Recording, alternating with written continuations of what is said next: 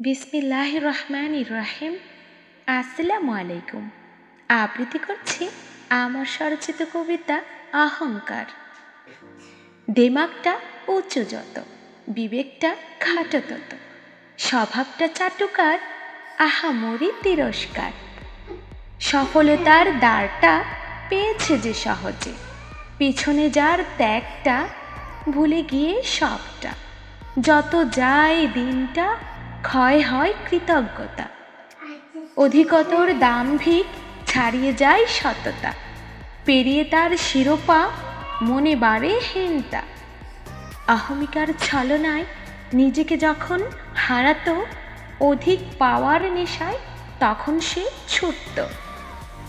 পতনের গর্তটা নিজে নিজেই খুঁড়ত, অতীতের দিনগুলো নিমেষেই ভুলে সব। বর্তমান নিয়ে শুধু যত তার কলরব, প্রতিষ্ঠিত হয় যত লোভ বাড়ে স্বার্থটার। কিন্তু একদিন ভাঙবে তার এই অহংকার, তখন করবে সবাই তার তিরস্কার।